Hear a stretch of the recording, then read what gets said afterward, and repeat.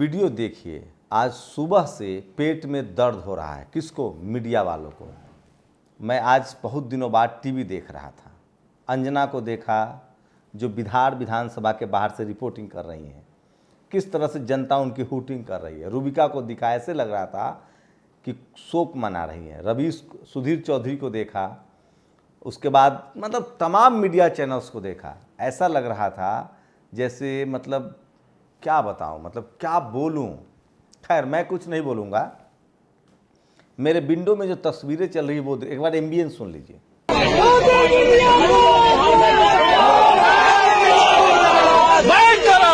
सुना आपने? ये पटना का वीडियो है। ये अंजना ओम कश्यप हैं, रिपोर्टिंग करने गई थी। किस कदर लोग इनसे नाराज है सोचिए। इस देश की 90% आबादी टीवी अखबार से नाराज है, क्योंकि उसको लगता है कि ये लोग जातिवादी हैं, मनुवादी हैं, ब्राह्मणवादी हैं और आरएसएस बीजेपी के प्रवक्ता हैं। नमस्कार, मैं शंभू कुमार सिंह और आप देख रहे हैं नेशनल दस्तक। आज पेट में मरोड़ उठ रहा है मीडिया वालों का, लेकिन तेजस्वी और नीतीश जी का क्या है प्लान, वो मैं बताऊंगा कि आज जो गठबंधन हुआ है, कल जो नीतीश कुमार शपथ लेंगे, इसका 2024 में जो लोकसभा चुनाव है उसमें क्या होने वाला है, और 2025 में जो विधानसभा चुनाव है उसमें क्या होने वाला है। लेकिन उससे पहले थोड़ा इस जातिवादी मनुवादी मीडिया का वीडियो देख लीजिए।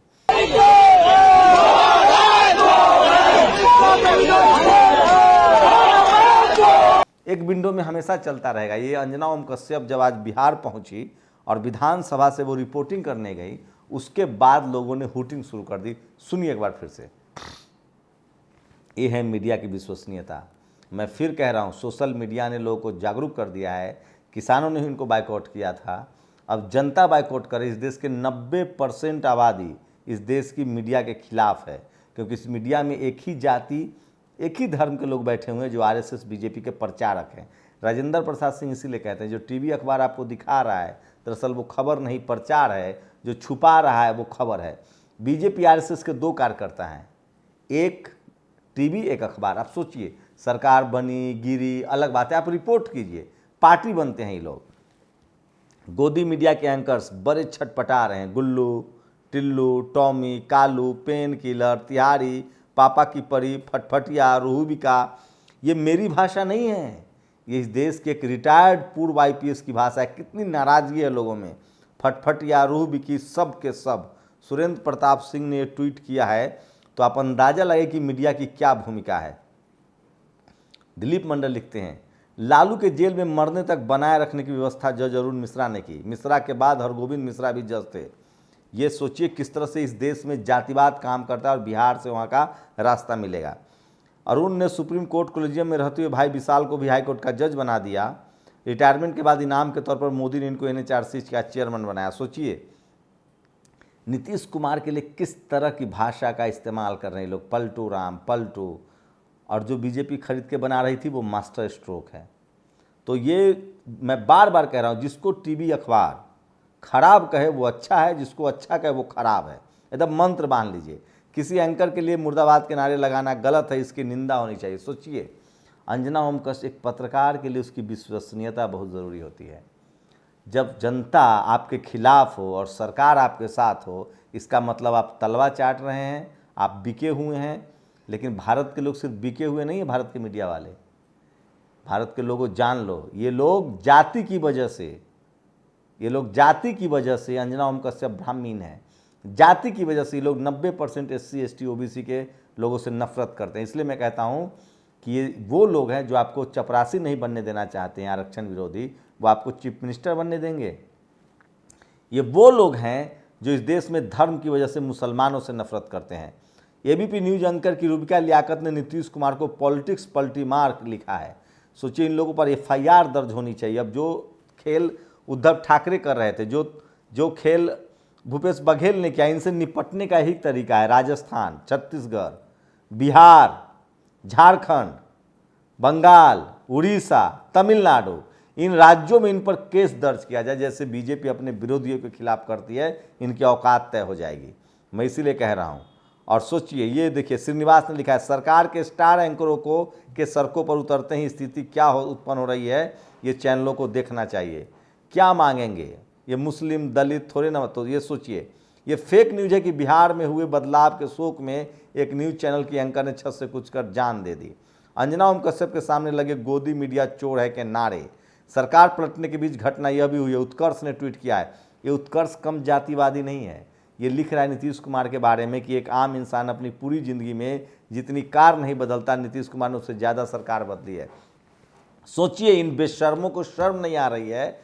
बसपा से बीजेपी का गठबंधन, 50 दलों से बीजेपी गठबंधन करती है और हट जाती है, तब इनकी बेशर्मी समझ में नहीं आती है। सब के सब लिबरल चेहरे में घोर जातिवादी पत्रकार हैं, इनसे सावधान रहने की जरूरत है। अब बात 2024 और 2025 की। देश में 2024 में विधानसभा चुनाव होगा। ठीक 2014 में मोदी आए थे, 2015 में नीतीश कुमार और लालू यादव ने मिलकर इनको बाहर कर दिया था बिहार की सत्ता से। ये लगातार पिछले 15 साल से 18 साल से, एक साल छोड़ दीजिए तो बीजेपी की सरकार है वहाँ एनडीए की गठबंधन की नीतीश जी के साथ, तब तक वो अच्छे थे। अब जब नीतीश ने पाला बदला, एक साल के लिए तेजस्वी यादव के साथ सरकार चली है, 18 साल इन लोगों के साथ सरकार चली है। बिहार की दुर्दशा अभी सुधीर चौधरी दुर्दशा दिखा रहा है। लालू यादव, कर्पूरी ठाकुर से पहले बिहार में कौन सा गंगा बह रही थी और किस राज्य में गंगा बह रही है बताइए ना। गुजरात सोने की चिड़िया है। कौन सा राज्य है जिसको ये तमिलनाडु, वो तमिलनाडु जो है वो मॉडल स्टेट हो सकता है, दिल्ली भी मॉडल स्टेट हो सकता है। और बताइए ना किसने कौन सा गुल खिला रखा है। ये भ्रष्ट बेईमान टीवी अखबार वालों की नकेल टाइट होनी चाहिए। तमाम बातचीत, अब मैं अंदर की खबर बता दूं, बातचीत ये हुई है कि नीतीश जी प्रधानमंत्री के उम्मीदवार होंगे। 2024 में लोकसभा चुनाव के समय वो लोकसभा चुनाव लड़ेंगे मुख्यमंत्री के तौर पे। उसके बाद वो मुख्यमंत्री की गद्दी, चाहे वो प्रधानमंत्री बने नहीं बने, वो तेजस्वी यादव को मुख्यमंत्री बनाएंगे। तेजस्वी यादव के नेतृत्व में बिहार का 2025 का विधानसभा चुनाव होगा।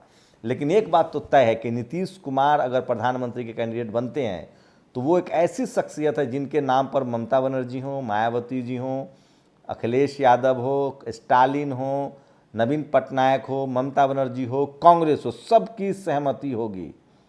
पिछड़े वर्ग से आते हैं, 60% आबादी वाला कम्युनिटी से हैं, पिछड़ा वर्ग की आबादी 60% है। मोदी से ज़्यादा मुख्यमंत्री का अनुभव है, ज़्यादा पढ़े लिखे हैं, परिवारवादी नहीं हैं, उन पर कोई भ्रष्टाचार का दाग नहीं है और सोशल जस्टिस की समझ है। सांस्कृतिक रूप से बुद्धिस्ट हैं। बिहार में जितने भी, सोचिए अशोका कन्वेंशन सेंटर गांधी मैदान में, राजगीर, नालंदा, पूरा बुद्ध सर्किट, बुद्धिस्ट भी हैं, आइडियोलॉजिकली सोशल जस्टिस को मानने वाले हैं, फूले पेरियार अंबेडकर की आइडियोलॉजी को समझते हैं।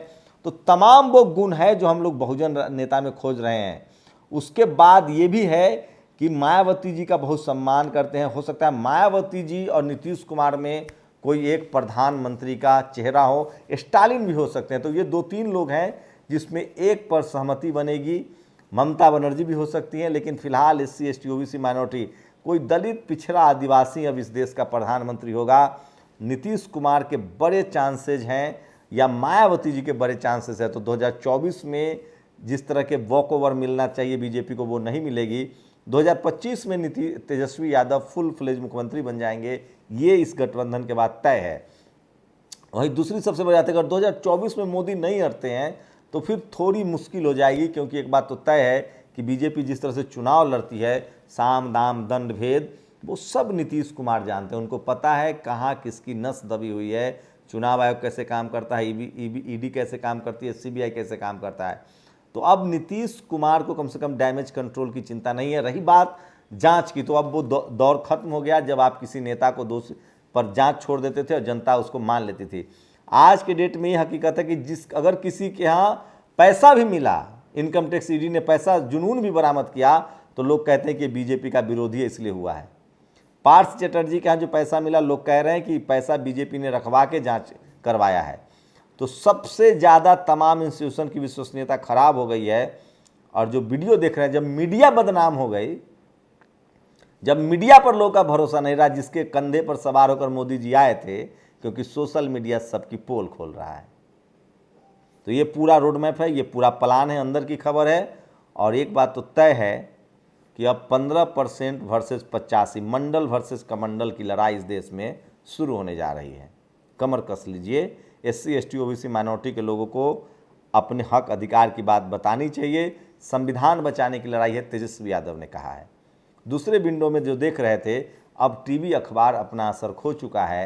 सवर्ण समाज के लोग अभी भी बीजेपी के साथ हैं और गैर सवर्ण जो है वो बीजेपी से दूर जा रहा है। नीतीश कुमार OBC के बड़े चेहरा होंगे, 60% आबादी के हिस्से के नेता के तौर पे, और उसमें शेड्यूल कास्ट, शेड्यूल ट्राइब और मुस्लिम्स सबके लिए एक्सेप्टेंस होगी। और हो सकता है कि कोई दलित, पिछड़ा या आदिवासी इस देश का प्रधानमंत्री बने। अपनी प्रतिक्रिया जरूर दीजिए। शुक्रिया। नेशनल दस्तक की आपसे गुजारिश है कि अगर इसको बचाना चाहते हैं तो नेशनल दस्तक को सब्सक्राइब करने के लिए रेड कलर के सब्सक्राइब बटन को दबाएं, फिर बेल आइकन की घंटी दबाएं। नेशनल दस्तक को बचाने के लिए बहुत जरूरी है कि हर खबर को शेयर करें, लाइक करें, कमेंट जरूर करें।